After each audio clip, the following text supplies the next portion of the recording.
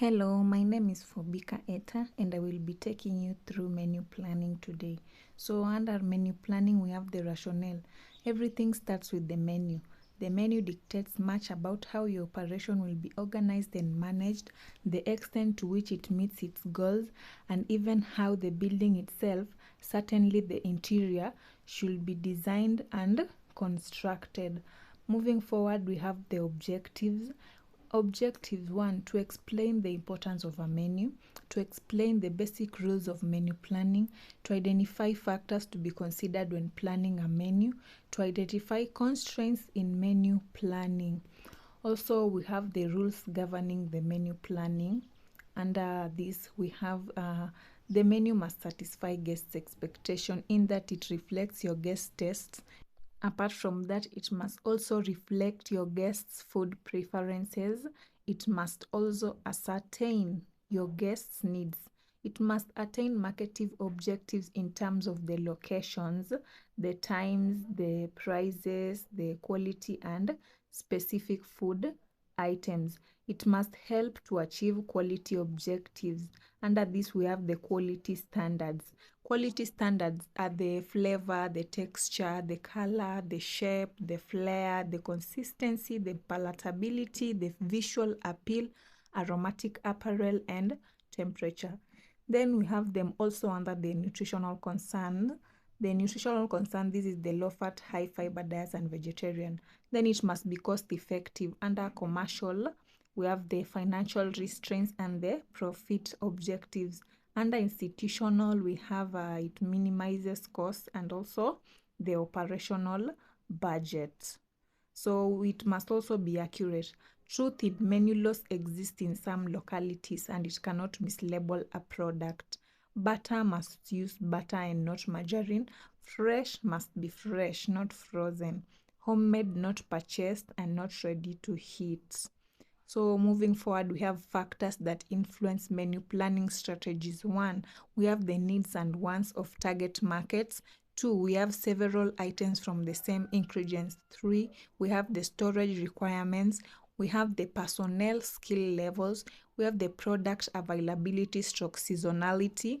We have the quality and the price stability. And we have the sanitation procedures. So we have also the facility layout or design and equipment in terms of space, equipment available, workflow, and efficiency. We also have the aspect of available labor in terms of the number of employees, the required skills, and the training programs. So we have the ingredients. Under this, we have the standard recipe. We have the availability of the ingredients required during the lifespan of the menu. We have the seasonal ingredients. We also have the cost, and we have the miscellaneous cost in terms of flight charges and also the storage. So moving forward, we have marketing implications. Under this, we have the social needs, the physiological needs, the type of service, i.e. fast food and leisure dining. We have the festival and the nutrition. Also, we have the quality levels and costs. Under this, we have the guest expectations, the employees' skills and knowledge, the availability of equipment, specific ingredients, and food costs and selling prices. So we have the menu and the food service operation. Under this, the menu helps to determine staff needs. Under this, we have the variety and the complexity increases, the number of personnel increases. We have the production staff, the service staff, and the back of house staff. Next subheading is the how and when items must be prepared. 1, they must be prepared in a way that they stimulate the guest interest. The menu planner may offer a dish prepared in a variety of ways. In terms of the cooking methods, the poached, the broiled, the butter dipped, and the deep fried. Next, we have the finished product must be prepared using the method indicated on the menu. Small quantities cooking, these are the a la carte. And lastly, we have the batch cooking. So the menu design.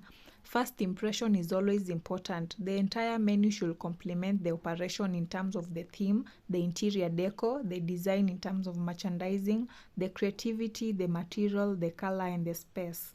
So next, we also have the menu styles. So one, we have the table dot. This one is a complete meal for one price. Second, we have the a la carte. Here items are listed and priced separately. Then 3, we have the combination. The combination of the table dot and the a la carte pricing style. 4, we have the fixed menus. These one are single menus for several months. Then lastly, we have cycle menus. These ones are designed to provide variety for guests who eat at an operation frequently or even daily. So moving forward, we have types of menus. 1, we have the breakfast. It consists of the fruits, the juices, the eggs, the cereals, the pancakes, the waffles, and the breakfast meats. Second, we have the lunch. It features sandwiches, soups, salads, specials, usually lighter than dinner menu items. The third one, we have the dinner. It's more elaborate because it contains the steaks, roasts, chicken, seafood, and pasta. Wines and cocktails are also included. So next, we have the types of menus under specialty. We have the children's menu, we have the senior citizens, we have the alcoholic beverage, we have the dessert, the room service, the takeout, the banquet, the California. This one is the breakfast, lunch, and dinner menu items on one menu. Then lastly, we have the ethnic. So moving forward, we have the basic rules of menu planning: food preference, the price, and the age. Secondly, you know your operation in terms of the theme or cuisine, the equipment, the personnel, the quality standards, and the budget. We have the common sources for menu item recipes. These are old menus, the books, the trade magazines, and the cookbooks for the home markets. Also, we have the menu balance. This one, firstly, we have the business balance. It balances between food costs, menu prices, popularity of items, financial and marketing consideration. Second, we have the aesthetic balance.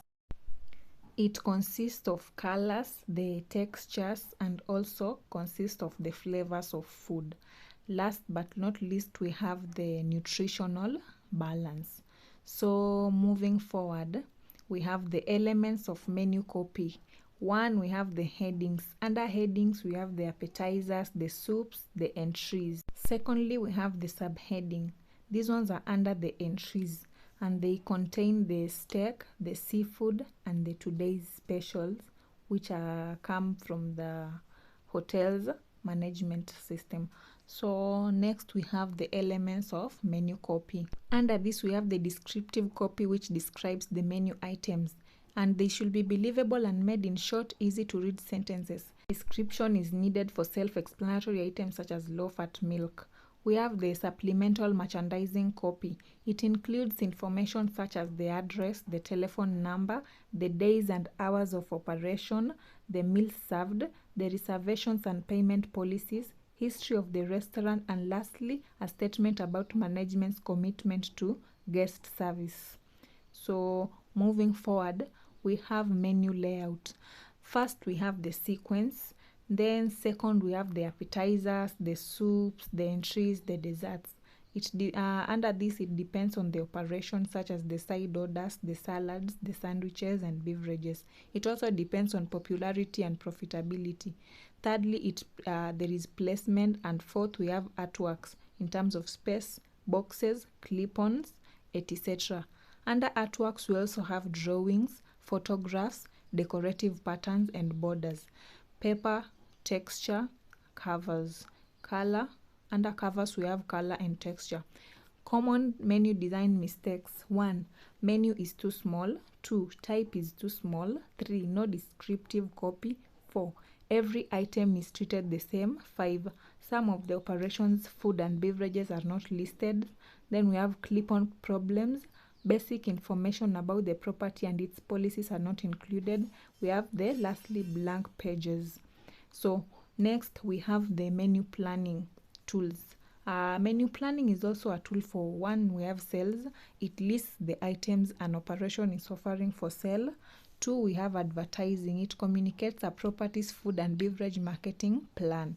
3, we have merchandising. Targets market expectations, product, service, ambience in terms of theme and atmosphere, and perceived value. Last, we have the marketing tool. It strives to meet or exceed the expectations of its target market. We also have the external factors that influence menu changes. One, we have the consumer demands. They decide which potential markets want to attract. Two, we have economic conditions, cost of ingredients, potential profitability of new menu items. Three, we have the competition. Many do not want to serve next door's best. Four, we have the supply levels. Under supply levels, we have the seasonal items, the price to the quality and quantity. Last but not least, we have the industry trends. This is how industries respond to new demands. So we also have the internal factors that influence menu changes. One, we have the facility meal patterns. These are the existing meal periods such as the breakfast, lunch, and dinner. Second, we have the concept and theme. This one, the image may rule out certain foods that do not blend with its theme and decor. Lastly, we have the operational systems. These are the costs for new equipment to the successful production and service of new menu items. We have come to the end of our learning today. Thank you for listening. My name is Fobika Eta.